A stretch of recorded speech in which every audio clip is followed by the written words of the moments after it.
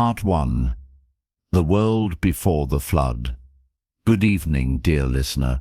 As you settle into your cozy space, let your mind drift into a state of gentle relaxation. Feel your body become weightless, as if floating on calm waters, embraced by the soft whispers of a distant breeze. Tonight, we embark on a journey through time, back to an ancient world, a time long before the flood, when the earth was still young. Picture a world untouched by modern hands, where vast landscapes stretched endlessly beneath the heavens. Towering forests swayed with the rhythm of the wind, their emerald leaves shimmering under golden sunlight. Rivers meandered lazily, their waters pure and untainted, nourishing the land and all who dwelled upon it. Yet, beneath this tranquil beauty, a darkness was growing. Humanity, once innocent and close to its Creator, had begun to stray. Greed, cruelty, and violence spread like wildfire, corrupting hearts and minds. The people no longer sought wisdom or kindness, and instead, their days were filled with selfish ambition and careless destruction. Imagine walking through the bustling settlements of this ancient world. People barter in crowded marketplaces, their voices rising in an endless stream of deals and disputes. But something feels off. There is no warmth in their interactions, no kindness in their words. The air is thick with tension, and beneath the surface there is an unease, a restlessness in the souls of men. Far from the clamor of the cities, in a quiet and humble home, lives a man unlike the rest. His name is Noah. Picture him standing outside his dwelling, gazing at the sky, lost in thought. His heart is pure, his faith unwavering. While the world around him grows darker, he remains steadfast in his devotion to God. He lives simply, tending to his land, caring for his family, and listening for the voice of the divine. One evening, as the sun sets and the sky is painted in hues of deep violet and amber, Noah feels a presence, a calling. The world has strayed too far, and a great change is coming. The earth will be cleansed, and a new beginning will emerge from the waters. Close your eyes and imagine the gentle rustling of the trees, the cool night air against your skin, and the stars twinkling above, watching over the fate of mankind. As you breathe deeply, let yourself drift further into this story, where faith and destiny intertwine, and where a single man's obedience will shape the course of history. Part 2. The Divine Message and the Great Task. Close your eyes and imagine yourself standing in the cool night air. The stars above shimmer like distant lanterns, casting a gentle glow upon the earth. The world around you is quiet, save for the soft rustling of leaves and the rhythmic chirping of crickets. It is in this stillness that Noah receives a message, one that will change the course of history. A voice, deep and resonant, speaks within his heart. It is the voice of God, the Creator of all things. Noah, the voice calls, "The earth has become corrupt and filled with violence. Mankind has turned away from my ways. I will cleanse the earth with a great flood, but you and your family shall be saved. You must build an ark." Noah's mind races. He has never built anything so massive before. Yet he does not question the command. He does not doubt. His faith is firm and his heart is steady. He listens carefully as God describes the task before him. Make yourself an ark of gopher wood. Make rooms inside it and cover it with pitch to make it waterproof. It must be 300 cubits long, 50 cubits wide, and 30 cubits high. You shall bring 2 of every living creature into the ark, male and female, to keep them alive with you. Gather food and provisions for them and for your family. Noah stands in the moonlight, letting the weight of this great mission settle upon his shoulders. The world will not understand. People will laugh at him, call him a fool. They will see no rain, no storm, and mock his efforts. But he does not care. He knows that when God speaks, his words are truth. The next morning, Noah shares the news with his wife and his sons, Shem, Ham, and Japheth. Their faces reveal shock, concern, and perhaps even fear. But they see the unwavering conviction in Noah's eyes, and one by one they choose to stand with him. Imagine the scene: a family gathered around a simple wooden table, plans spread before them. Their voices are hushed, their hearts filled with purpose. They begin preparations, collecting tools, measuring wood, and choosing the perfect location to construct the ark. The first strikes of the hammer echo through the valley, signaling the beginning of their great work. As you listen to the rhythmic sound of hammering and sawing, let yourself sink deeper into relaxation. The steady repetition, the soft breeze against your skin, the warmth of the sun on your face, all create a sense of peace. You are part of this journey, witnessing an act of faith, unlike any other, and so the building of the ark begins.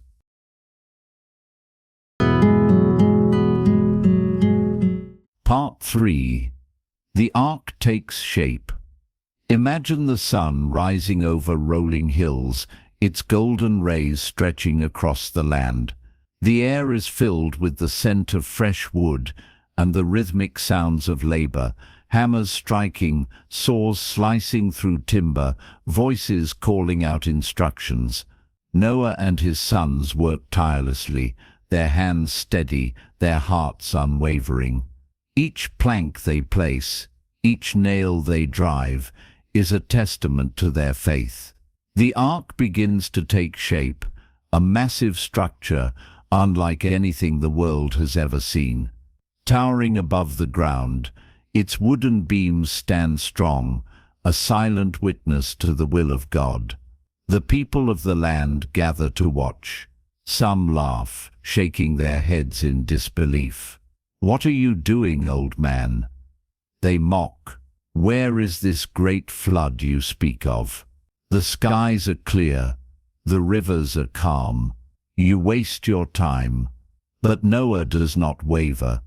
He continues his work, unfazed by their scorn. His sons, though weary, press on beside him. The days turn to weeks, the weeks to months, and still the ark grows. Inside, rooms take form, chambers for the animals, spaces for food and water storage, a place for Noah's family to dwell. Every detail is carefully crafted, just as God commanded. The ark is more than a ship. It is a sanctuary, a vessel of salvation. As the sun sets one evening, Noah steps back to admire their progress. The sky is painted in hues of deep orange and violet, the stars beginning to twinkle. He breathes deeply, feeling the weight of his task, but also the peace that comes with obedience.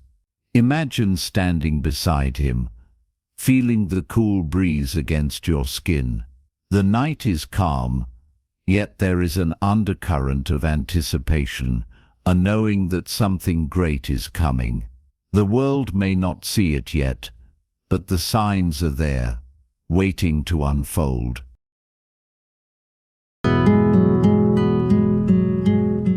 Part 4. The gathering of the animals. The ark stands tall, its wooden beams sturdy, and its chambers prepared.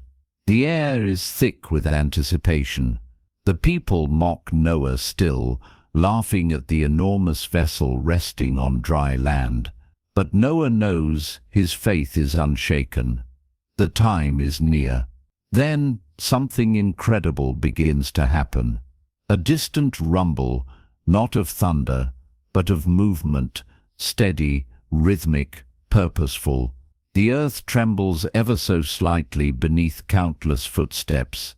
From the edges of the land, across valleys and rivers, they come, two by two. Pairs of animals emerge from the wilderness, majestic elephants swaying as they walk, lions padding gracefully beside them. Birds of every color fill the sky in sweeping arcs, their wings beating in harmony. Tiny creatures scurry through the grass, while great beasts stomp with gentle purpose. Imagine standing there, watching as nature itself moves with divine direction. The people who once mocked Noah fall silent, their laughter replaced by wide-eyed disbelief. Noah and his family stand ready. They guide the animals carefully into the ark, leading them to their places. The great doors open, revealing the chambers inside, straw-lined nests for the birds, sturdy pens for the livestock, cool shaded corners for creatures of the night. The air is alive with sounds, the gentle huff of an ox, the flutter of wings, the soft murmur of Noah's family as they work together. The animals settle in, as if knowing that they are part of something far greater than themselves. The sky shifts, dark clouds beginning to form on the horizon. The wind carries the faint scent of rain.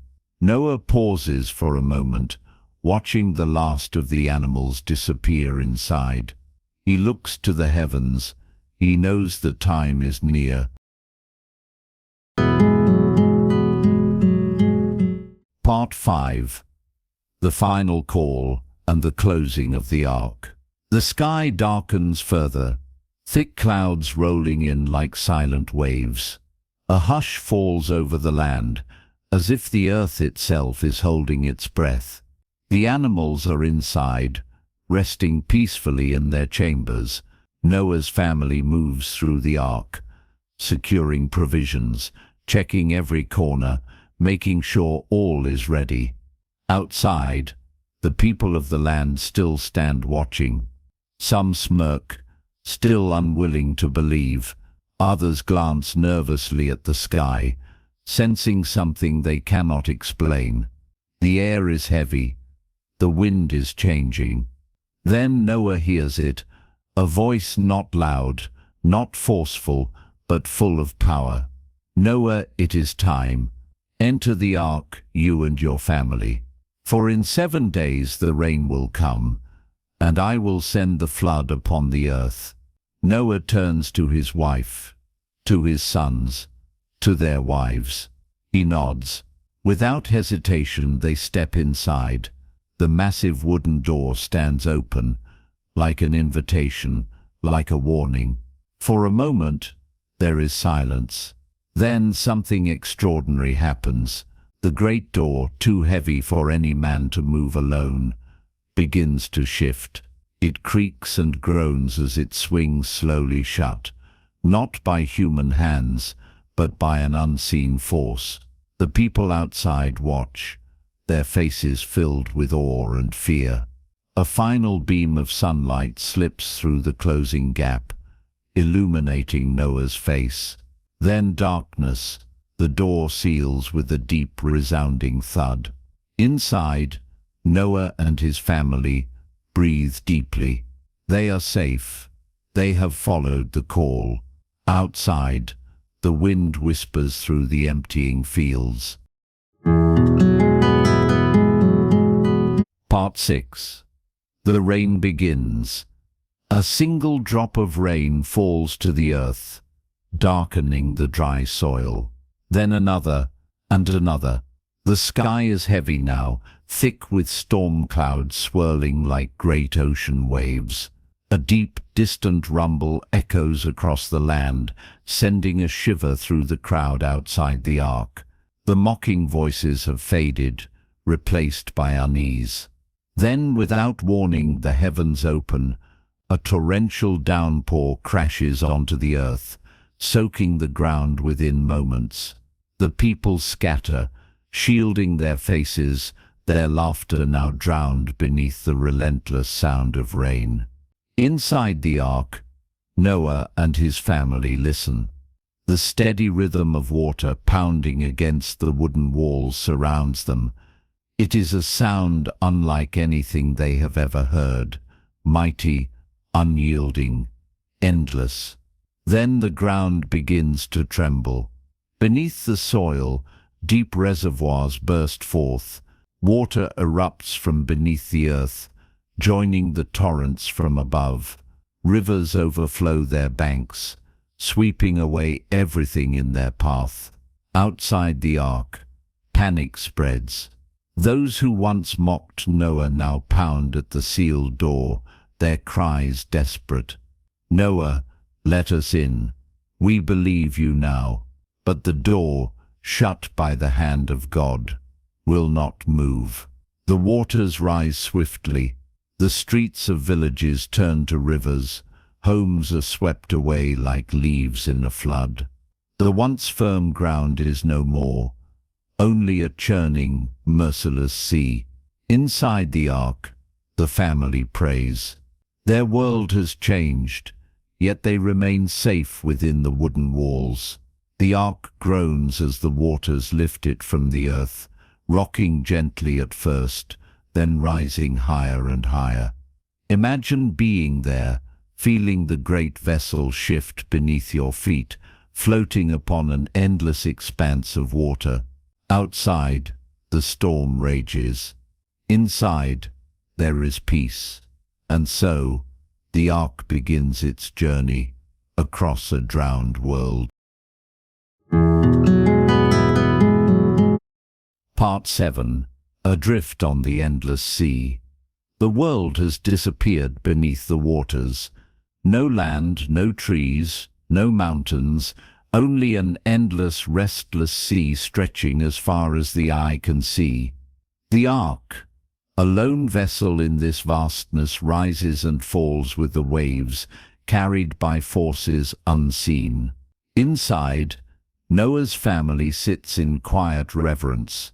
The storm outside howls, but within these wooden walls, they are safe.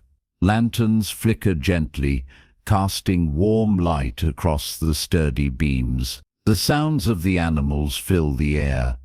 A soft rustling, the occasional lowing of cattle, the flutter of wings. For 40 days and 40 nights, the rain does not cease. It pounds against the ark, drumming like 1,000 voices speaking at once. Yet, no fear lingers here. They trust. They wait. Each day blends into the next. Noah's sons move through the ark, tending to the animals, ensuring that each creature is fed and cared for. The great lions stretch lazily in their chambers. The birds chirp softly in the rafters. The smaller creatures burrow into straw-lined nests. Life continues, even as the world outside is lost. Imagine being in this ark, drifting endlessly, the sky and sea merging into one. The rhythm of the waves, the hum of the wind, the gentle creaking of the wood. It is a lullaby, a song of patience and endurance. Through a small window high above, Noah gazes at the sky.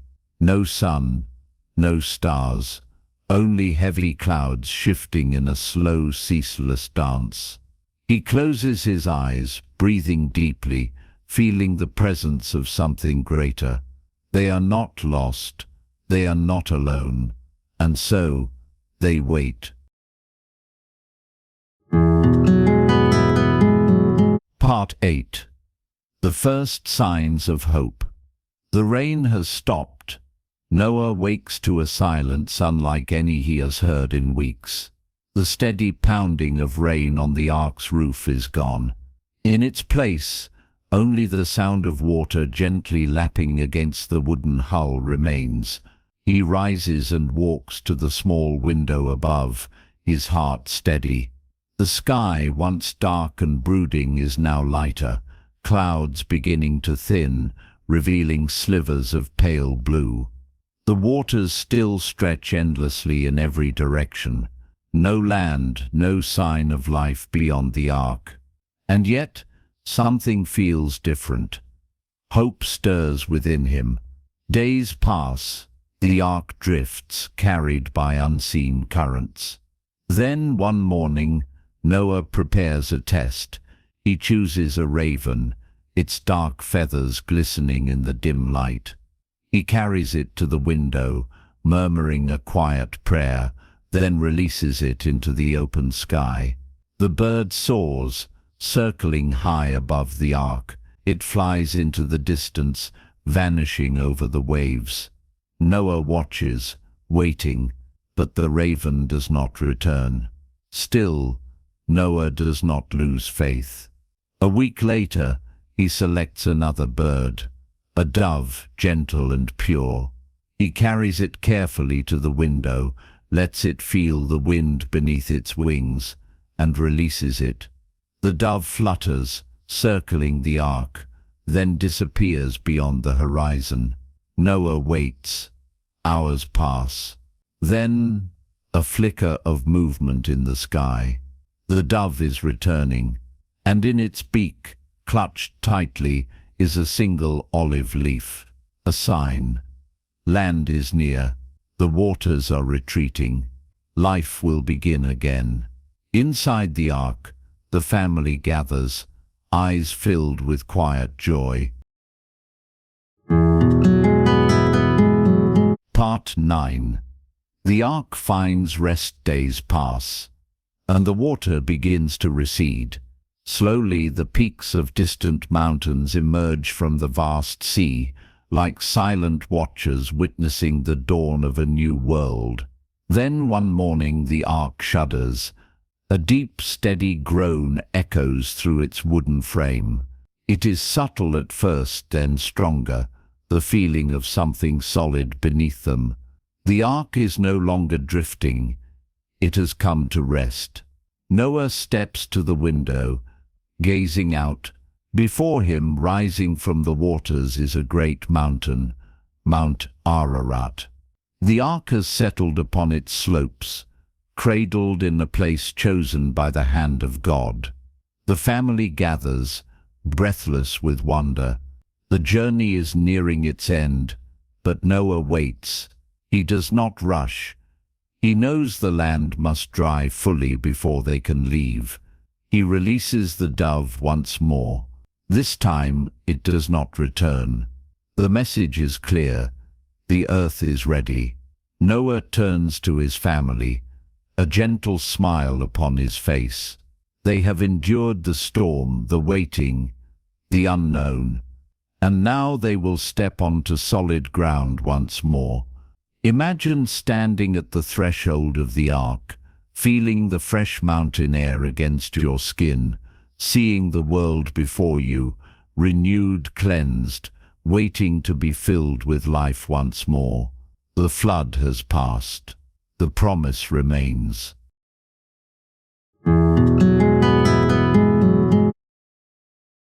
Part 10.